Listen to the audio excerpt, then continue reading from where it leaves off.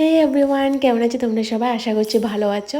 আমিও খুব ভালো আছি। আমার নতুন একটা ভিডিওতে তোমাদের সবাইকে স্বাগত। আজকে আমি তোমাদের সাথে একটা বিয়েবাড়ির লুক শেয়ার করব, আর সাথে এটাও দেখাবো তোমরা কিভাবে ফাউন্ডেশন ছাড়া শুধুমাত্র কনসিলার দিয়ে সুন্দর একটা বেস রেডি করতে পারো। আর আমরা সবাই জানি বাঙালি বিয়েবাড়ি মানে হচ্ছে এই সন্ধ্যার সময় সেজে থাকি এবং মাঝরাত পর্যন্ত প্রোগ্রাম চলে। তার মানে একটা লং লাস্টিং বেস আমাদের ক্রিয়েট করতে হবে। আর লং লাস্টিং বেসের জন্য আমাদের স্কিন কেয়ারটা খুব বেশি ইম্পর্ট্যান্ট। তো আমি এখানে আমার স্কিন কেয়ারটা আগেই করে নিয়েছি এবং ফাউন্ডেশন ছাড়া কনসিলার দিয়ে কীভাবে তোমরা সুন্দর একটা বেস ক্রিয়েট করবে এবং যেটা কিনা লং লাস্টিংও হবে। তো আমি দেখতে পাচ্ছ এখানে আমার স্কিন কেয়ার করে নিয়েছি এবং প্রাইমারও ইউজ করে নিয়েছি আমি অফ ক্যামেরায়। এখন আমি ফেসের মধ্যে কনসিলার দিয়ে নিচ্ছি। কনসিলারটা যেহেতু আমরা ফাউন্ডেশন দেবো না, তো কনসিলারটা একটু বেশি পরিমাণে দিয়ে দিচ্ছি। তো দেখো আমি এখানে পুরো ফেসের মধ্যে কনসিলারটা দিয়ে দিয়েছি। এখানে আমি ইউজ করছি সুইস বিউটি কনসিলার, যেটা খুব অ্যাফোর্ডেবল প্রাইসের মধ্যে তোমরা পেয়ে যাবে। নাইকা বা পার্পেল যে কোনো ওয়েবসাইটে তোমরা পেয়ে যাবে, বা সুইস বিউটির অফিসিয়াল ওয়েবসাইটে পেয়ে যাবে। তো আমরা কনসিলার দেওয়ার পরে এটাকে আমি ভালোভাবে ব্লেন্ড করে নিচ্ছি। তোমরা চাইলে ব্লেন্ডার দিয়েও ব্লেন্ড করতে পারো। আমি ব্লাশ দিয়ে বেশি কমফোর্টেবল, তার জন্য ব্লাশ দিয়ে ব্লেন্ড করে নিচ্ছি। আর যেহেতু আমরা কোনো ফাউন্ডেশন ইউজ করবো না, তার জন্য আমি একটু পরিমাণে বেশি নিয়েছি কনসিলারটা। আর দেখতে পাচ্ছ প্রথমে সাদা সাদা লাগছে, কিন্তু যখন ব্লেন্ড করবো পুরোপুরি তো জিনিসটা মানে ঠিক হয়ে যাবে, এমন সাদা সাদা দেখা যাবে না। তো দেখতে পাচ্ছ আমি সুন্দর করে এটাকে ব্লেন্ড করে নিচ্ছি। তো ব্লেন্ড করার পর দেখতেই পাচ্ছ খুব সুন্দর একটা বেস রেডি হয়ে গেছে। আর এখানে মাঝে মাঝে আমি একটু জুস খেয়ে নিচ্ছি। এটা হচ্ছে অরেঞ্জ জুস, যেটা গরমকালে খুব ভালো, গরমকালে খাওয়ার জন্য। আর তারপর আমি এখানে সুইস বিউটি একটা ব্রাশ দিয়ে আমার আইব্রোটাকে ড্র করে নিচ্ছি। আমি খুব বেশি আইব্রো ড্র করা পছন্দ করি না, যেহেতু আমার আইব্রোগুলো খুব বেশি পাতলা নয়। তো আমি জাস্ট মাঝখানে যে ফিলগুলো আছে এগুলোকে ফিল আপ করছি। তো দেখতেই পাচ্ছ আমি এখানে আইব্রোগুলোকে ঠিকভাবে শেপ করে নিয়েছি।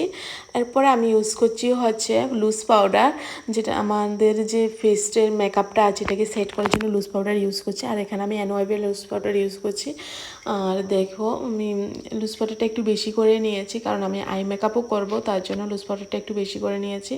আর আমি এখানে কোনো কন্ট্রোল করিনি, একদম সিম্পলভাবে তোমাদের দেখানোর চেষ্টা করছি, যাতে কিনা যারা বিগিনার্সও আছো তারা কীভাবে মানে ছটপট বিয়ে বাড়ি যাওয়ার জন্য রেডি হয়ে নেবে সেটাও তোমাদের সাথে শেয়ার করতে পারি এবং তোমরা সেটা বুঝতে পারো।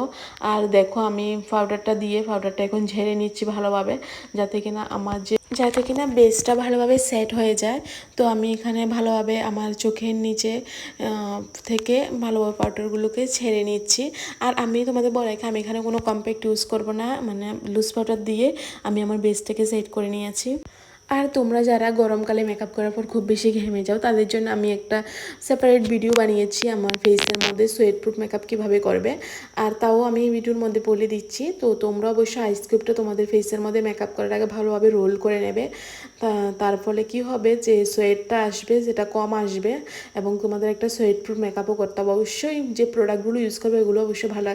তো আমি এখানে আইশ্যাডো ইউজ করে নিচ্ছি। আমি যেহেতু চোখের নিচে আজকে প্ল্যান আছে একটু মোটা করে কাজল দেওয়ার, তার জন্য আমি খুব বেশি উপরে বেশি আই মেকআপে কাজ করব না। তো আমি দেখো হালকা একটা কালার নিয়ে ভালোভাবে চোখের উপরে ব্লেন্ড করে নিচ্ছি এবং ব্লেন্ড করার পরে আমি ভাবছি এটার উপরে একটু শিমার শেড দিয়ে দেব। তো দেখো আমি দুটো চোখের মধ্যে ভালো একটা অরেঞ্জি একটা শেড আছে, ওটা ভালোভাবে ব্লেন্ড করে নিচ্ছি এবং চোখের নিচে এটাকে ব্লেন্ড করে নিই। আর দেন আমি এই সেম আইশ্যাডো থেকে একটা শিমার শেড নিয়ে আমার আইলিটের উপরে অ্যাপ্লাই করে নেব। আর তোমরা যদি চাও এখানে হাইলাইটারও অ্যাপ্লাই করতে পারো, কোনো অসুবিধা নেই। তো দেখো আমি শিমার শেডটা খুব কম পরিমাণে ইউজ করেছি। আর আমি এখানে চোখের নিচে আমার প্ল্যান আছে মোটা করে কাজল দেওয়ার, যেহেতু আমি আজকে শাড়ি পরেছি, শাড়ির সাথে চোখের নিচে যদি কাজল দাও তাহলে দেখতে খুবই ভালো লাগে। তো আমি এখানে মোটা করে কাজল দিয়ে নিয়েছি। অনেক দিন ধরে এরকমভাবে কাজল পরা হয় না। আমার অ্যাকচুয়ালি আইলাইনার থেকেও কাজল পরতে সবচেয়ে বেশি ভালো লাগে, তো সেজন্য দেখতেই পাচ্ছ আমি একদম মোটা করে কাজল করে নিয়েছি। আর তোমাদের কারো চোখের নিচে মোটা করে কাজল পরতে ভালো লাগে অবশ্যই আমাকে কমেন্ট করে জানাবে। আমার তো বেশ ভালো লাগে। তো দেখতে পাচ্ছ আমি একটা চোখের মধ্যে সুন্দর করে কাজল পরে নিয়েছি এবং আরেকটা চোখও অফ ক্যামেরা কাজল পরে নিচ্ছি। এখানে আমি একটা ব্লু হেভেনের মাস্কারা ইউজ করে নিচ্ছি।